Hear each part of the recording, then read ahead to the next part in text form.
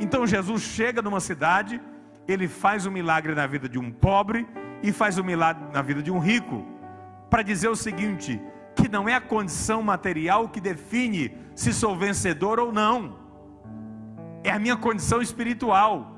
A Bíblia diz que Zaqueu era rico, tinha muita posse, tinha muito dinheiro, mas não tinha Jesus, estava buscando por Jesus.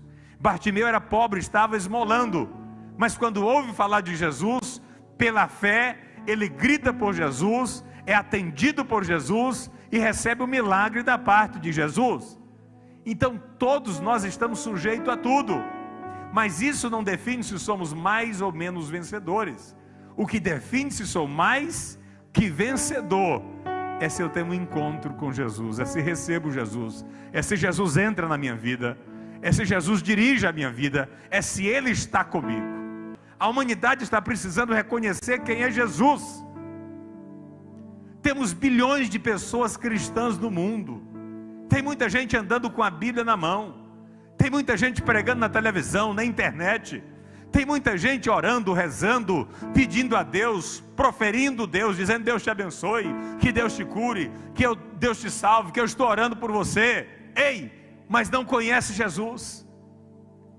A multidão estava indo com Jesus e muitos daqueles não conheciam Jesus. Bartimeu estava fora dos portões da cidade, era um cego, mas quando ele sabe que Jesus chega em Jericó, ele já tinha ouvido falar de Jesus. O seu coração pulsa diferente, a sua alma pulsa diferente, porque o que move Bartimeu não é necessariamente o que move a multidão. O que move Bartimeu é a fé de alguém que é mais que vencedor, que apesar da sua condição, que apesar da sua cegueira, que apesar da sentença de morte que está sobre ele, ele reconhece que a partir do encontro com Jesus, sua vida jamais será a mesma. Louvado seja o nome do Senhor. Zaqueu está dentro da cidade, é rico, e aí Jesus diz: Zaqueu, pode descer da árvore, que eu vou pousar em tua casa. Aí começam os críticos novamente, começam os críticos a dizer: olha, como pode Jesus ir para a casa de um homem pecador? Como é que pode? Tanta casa para Jesus hospedar, tanta hospedaria para ele, poderia ir para a casa de uma autoridade da cidade, mas Jesus, além de estar em Jericó, ele vai para a casa de um homem pecador. A reputação de Zaqueu era péssima, até porque o fato de ser publicano era considerado traidor da pátria, traidor da nação de Israel, pois o publicano era servidor público do governo romano, cobrava impostos dos seus compatriotas, dos seus irmãos, para servir e sustentar a coroa ou o império. Então Zaqueu é considerado um traidor.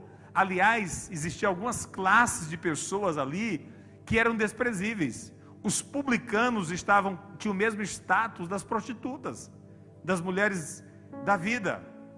Então a fama, a reputação não era boa, embora era rico, mas de uma reputação péssima. Mas tem um detalhe: ele queria ver Jesus, ele queria conhecer Jesus. Irmãos, e é tudo que a gente precisa é de Jesus, não é da opinião das pessoas. E não importa o passado também, não importa o que você foi ou o que ainda é. Se Jesus entrar na sua vida, tudo muda. Ele faz de você uma nova criatura em Cristo. Louvado seja Deus. E aí acontece que Jesus vai para a casa de Zaqueu, e a murmuração em Jericó espalha. E eu acho interessante e chama atenção para esse fato. Quando Zaqueu se coloca de pé, recebe Jesus com um jantar, e ele se coloca de pé ali na casa, toma a palavra e comunicou a Jesus. Ele falou: Senhor, eu vou dar metade dos meus bens. E era muito dinheiro, até porque ele era acusado de acumular fortuna, que era comum os auditores fiscais praticarem o racha, arrecadava dos tributários, mas não mandava tudo para o caixa romano, ficava com uma parte. Então Zaqueu tinha essa reputação, mas ele pega a palavra e diz assim: eis que eu vou dar a metade do que eu tenho aos pobres. E outra coisa, se eu defraudei alguém, se eu extorqui alguma pessoa, eu vou devolver 4 vezes mais o valor da extorsão. Diante disso, diante dessa confissão, dessa palavra, o que Jesus diz? Jesus não vai ali querer saber de Zaqueu. Falou: Zaqueu, mas quem foi mesmo que você extorquiu?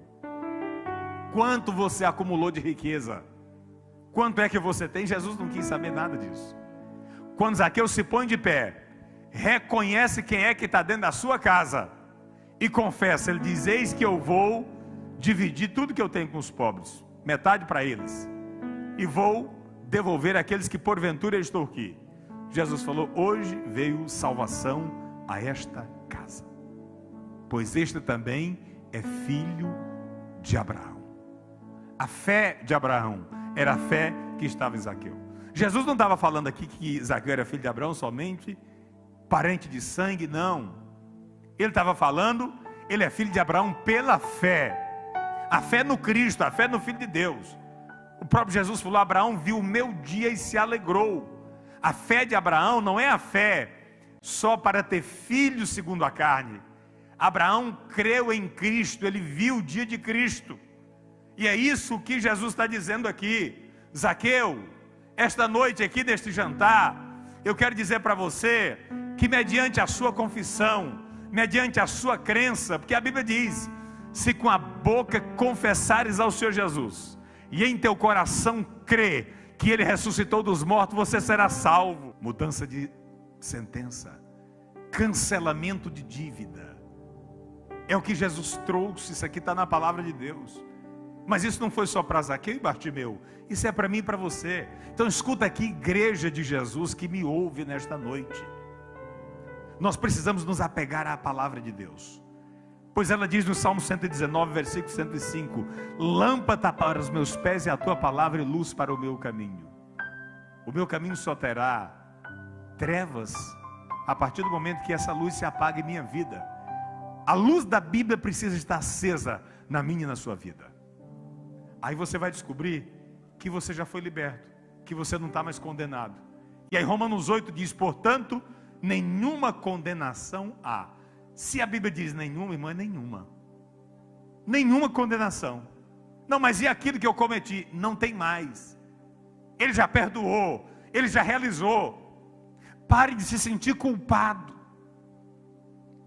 e comece a se movimentar em Deus.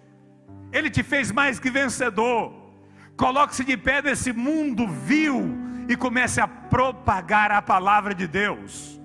Comece a anunciar a libertação. Comece a levar esperança. Comece a levar vida para as pessoas. Comece a levar algo novo. É isso que o mundo da pandemia está precisando. Viver algo novo. Entender quem é Deus, quem somos nós e quem somos nós nele. Eu não preciso viver uma vida miserável no entendimento.